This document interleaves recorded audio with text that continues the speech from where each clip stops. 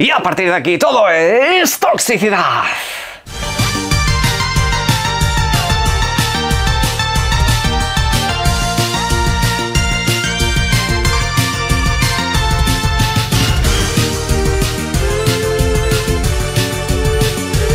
Buenas y pónganse cómodos porque tenemos que comentar unas cuantas cositas. De entrada, tenemos unas primeras impresiones de Dragon's Dogma 2. Nos lo traen los medios de comunicación y gente influyente del mundo de los videojuegos. Aparte de ver qué es lo que nos han dicho, también tenemos que echar un vistazo a los videojuegos que se han anunciado para esta primera quincena de Game Pass. Lo dejaremos para mitad final del vídeo. Pero antes de todo eso también tenemos que ir con un rumor de que Sony PlayStation estaría adquiriendo un nuevo estudio.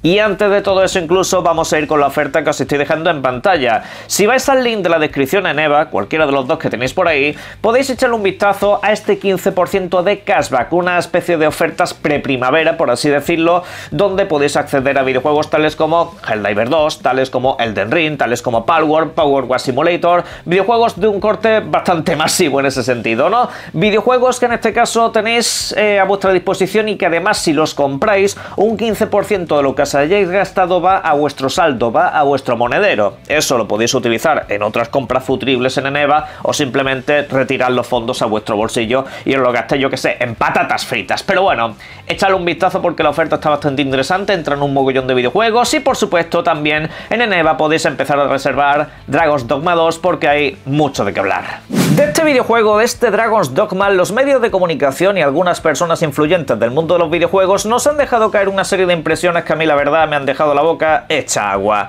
Básicamente nos dicen entre todos que Capcom lo ha vuelto a hacer, que Capcom sigue en un estado de forma absolutamente imparable y que parece que nos va a entregar, sí, y estos son frases textuales, un nuevo contendiente al GOTY de este año y que puede que incluso se trate de un videojuego que marque época en cierto sentido.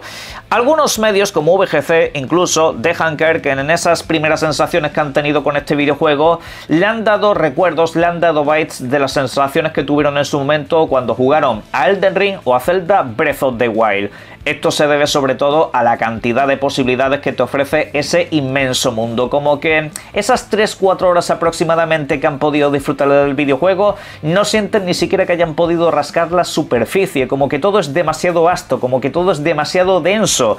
Y por supuesto, algo bastante interesante, sobre todo para los que jugasen al primer Dragon's Dogma, nos dicen que han aprendido muchas cosas de los errores que cometieron con aquel videojuego y este Dragon's Dogma 2 puede que se deba sentir como esa primera experiencia con la franquicia, ya que una serie de conceptos que fallaban en el videojuego original aquí no es que hayan sido corregidos, sino que además se han reinventado. En muchísimos sentidos se han mejorado todo lo que es la experiencia jugable, que ya sabéis que se trata de un videojuego single player, aunque algunos incluso destacan que el sistema de peones está tan bien diseñado que puedes darte la sensación de que estás jugando un videojuego multijugador, pero no es el caso. En fin, hablan de mapas abiertos completamente explorables con un sistema de físicas absolutamente abismal que, bueno, básicamente, como digo, esos recuerdos a Breath of the Wild nos pueden venir a la cabeza. Pero ahora os comentaré un par de detalles más al respecto porque vamos con lo que nos han dicho acerca del apartado técnico que tiene polémica.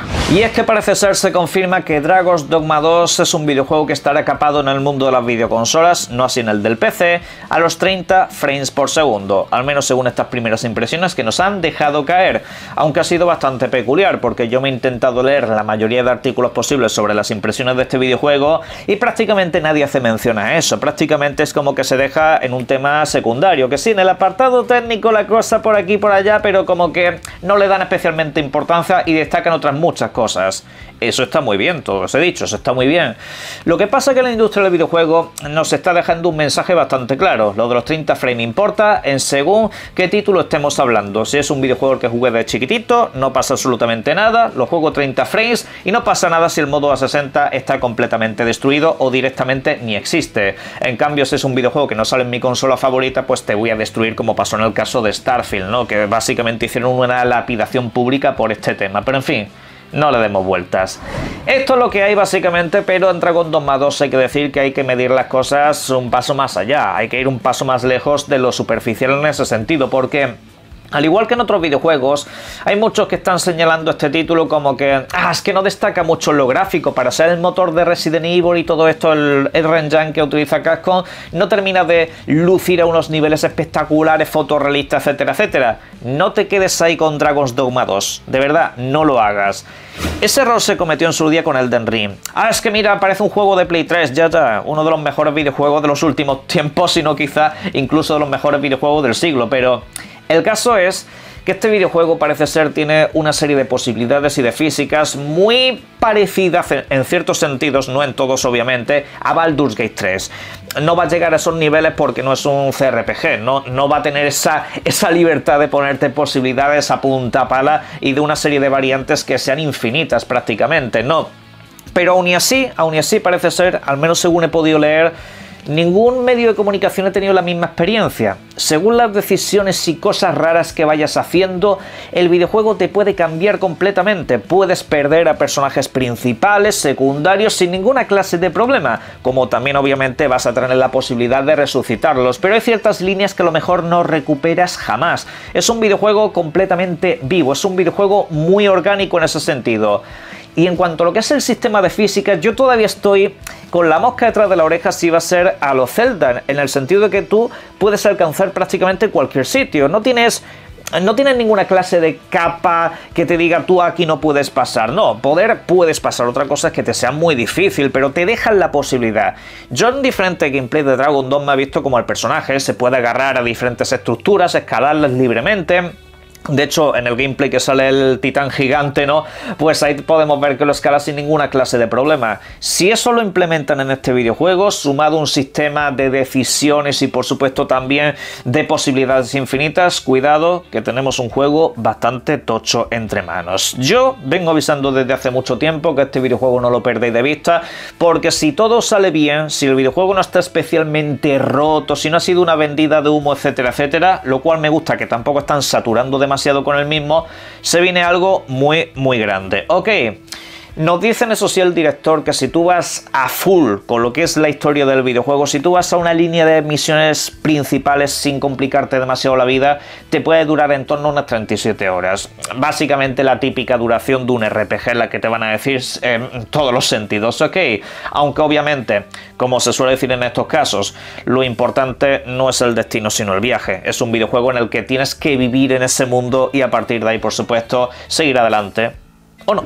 Los que parece que viven en otro mundo son los amigos de Warner Bros. Games, pues en las últimas horas han hecho una serie de comunicados que a mí en lo personal me inquietan y bastante sobre lo que va a ser el futuro de sus videojuegos, ya que también dejaron caer que están invirtiendo muchísimo, que están creando nuevos títulos, que nada les va a detener pese al fracaso de Suicide Squad, etcétera, etcétera. Pero su próxima estrategia, lo que viene durante los próximos años para Warner Bros. Games, es que todo estará más focalizado quizá a los videojuegos de servicio, a los videojuegos de móviles y los free to play. Esto, como digo, lo han comunicado sobre todo de cara pues, a sus accionistas y todo lo demás. Aquí pues Warner debería de plantearse un mogollón de cosas. En primer lugar, ¿cuáles han sido sus últimos grandes éxitos? Vamos a empezar a pensar que videojuegos como Hogwarts Legacy pudieran ser el camino a recorrer en los próximos años. Videojuego de corte single player, repleto de contenido, a precio completo y punto pelota.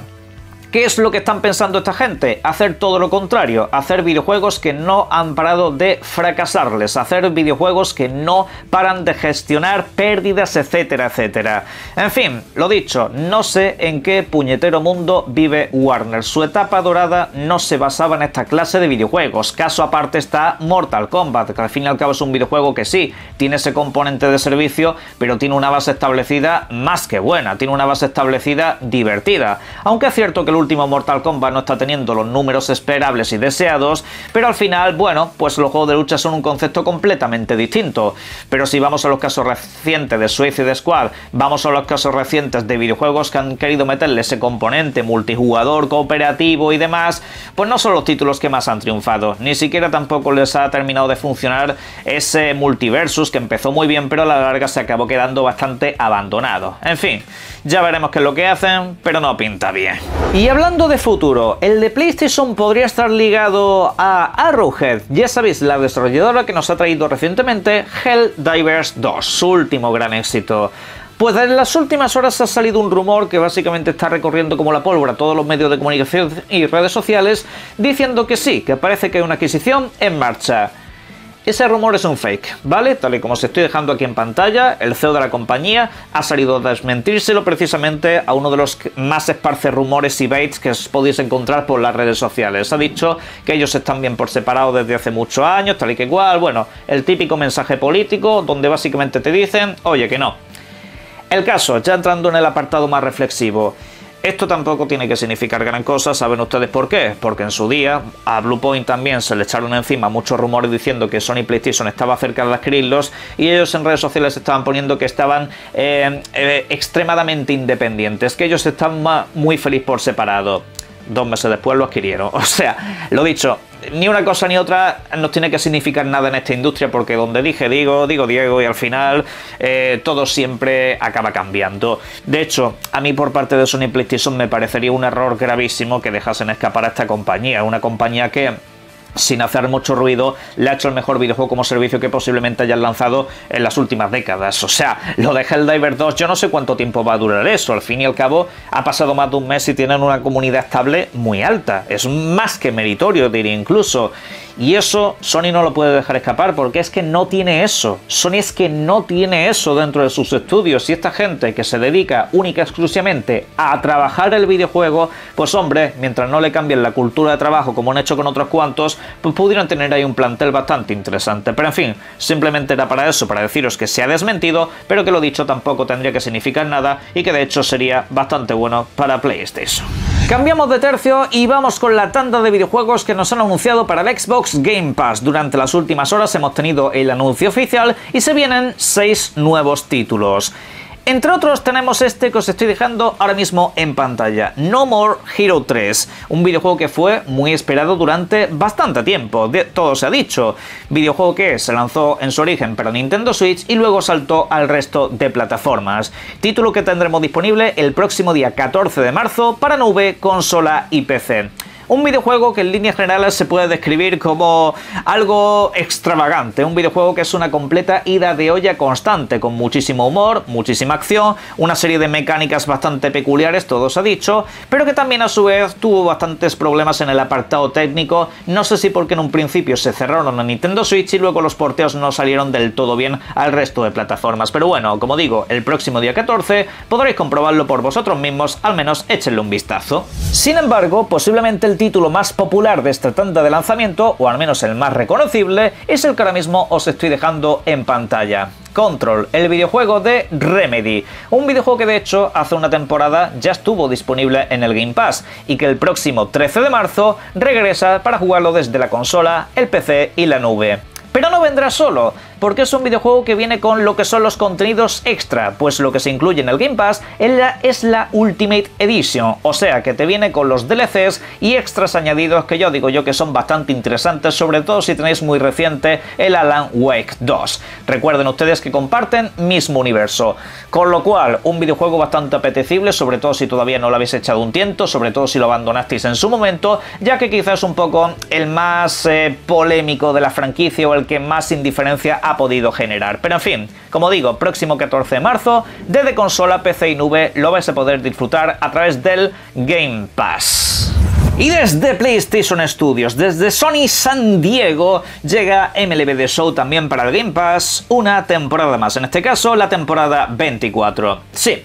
Este videojuego ya es como una especie de tradición que se ha instaurado en el servicio, cada año que sale va directo al Game Pass e incluso también hay que decir durante los últimos 2 años, este y el anterior, si no recuerdo mal el 22 no, pero también están llegando las videoconsolas Nintendo Switch, también se está porteando para dichas plataformas, cuando repito, recuerden ustedes, es un videojuego de PlayStation Studios, anteriormente exclusivo, luego entró por ahí la Liga de Béisbol por medio y bueno, se firmó el pitoste que estamos viendo hoy en día, que aún así MLB The Show está teniendo ahora más jugadores en Xbox que en Play. Fíjense ustedes cómo funciona la cosa. También dicho sea de paso, no es el típico videojuego que quizá nos llegue al público europeo, en el sentido de que aquí no tenemos afinidad con este deporte como pueda ser en territorio americano. Pero bueno, os lo dejo caer por aquí. Próximo día 19, eso sí, para consola y nube. no para PC. MLB The Show será un videojuego que se lance día 1 Game Pass, al igual que también lo será el título que os estoy dejando en pantalla, Lightyear Frontier. Este simulador de granjas espacial, un videojuego bastante peculiar, un título de mundo abierto donde tú pues tendrás que establecer pues en un planeta lejano, en un sitio recóndito, unas granjitas. Tendrás que tener unos mechas gigantes para ir regando lo que son las plantas, cultivándolas, etcétera, etcétera, y por supuesto ayudar a una gran civilización. Videojuego básicamente de estar ahí perdiendo todas las horas de tu vida y más allá de todo eso. Título que de momento solamente estará disponible en las videoconsolas Xbox, aparte de lanzarse en Game Pass, pues se trata de un acceso anticipado y ya saben ustedes que otras plataformas no quieren accesos anticipados, pues aquí se llevan una exclusiva bastante interesante, todo se ha dicho. También será para el próximo 19 de marzo y lo podréis disfrutar a través de la nube, de las Series X, Series S y también a través del PC. Y luego, por supuesto, tenemos una dupla de lanzamientos más focalizada a los más pequeños, para que también puedan tener sus buenas horas disfrutando en Game Pass. Por ejemplo, este videojuego de Bob Esponja, título que estará disponible para el próximo día 12 de marzo, PC, consola y nube. Videojuego sobre todo centrado en el plataformeo, un plataformeo relativamente sencillito para pasar un buen rato suelto, y podremos manejar tanto al propio Bob Esponja como a otros personajes ambientados en este universo, así que échale un vistazo. También tendremos para mañana mismo, el día 7, el videojuego de la Patrulla Canina, otro más. No es el primero que entra en el Game Pass, pero aquí tenemos también una experiencia que podemos compartir entre 1 y 2 jugadores, para que los más pequeños también puedan jugar con los mayorcetes, o también por supuesto puedes jugar por separado. Una experiencia donde tendremos que encontrar muchos coleccionables, minijuegos, etcétera, etcétera, y por supuesto también, vamos a ser honestos y claros, el típico videojuego que utilizamos para descargar rewards y por supuesto conseguir más puntos. Y no me vale un no por respuesta. Sé perfectamente que utilicéis estos videojuegos para sacar los puntos rewards y ganaros un buen dinerito gracias al Game Pass. En fin, bromas aparte. Los que hayáis reservado la edición física de Baldur's Gate 3, un pequeño aviso por aquí, yo entre otros por supuesto también la tengo. Se retrasa un par de semanitas, iba a lanzarse a finales de marzo, llegará a principios de abril, ok, al menos la primera ola. Ya sabéis que en función de en qué etapa lo hayáis reservado, pertenecéis a una segunda o tercera ola, porque básicamente están yendo por encargo. Bien. Luego, los que tenéis la edición de Xbox vais a recibir una edición con hasta 4 discos. En vez de 3 va a ser una edición de 4 discos. ¿Por qué? Porque no querían comprimir absolutamente nada y por una diferencia de 500 megas han metido un disco más. Fijaros cómo es la cosa, pero bueno, un 10 por Larian, todo se ha dicho. Caja de comentarios para todo lo que serían vuestras opiniones sobre todo lo que hemos tratado en este vídeo y por supuesto y como siempre os invito a que disfrutéis mucho de los videojuegos. Un saludo.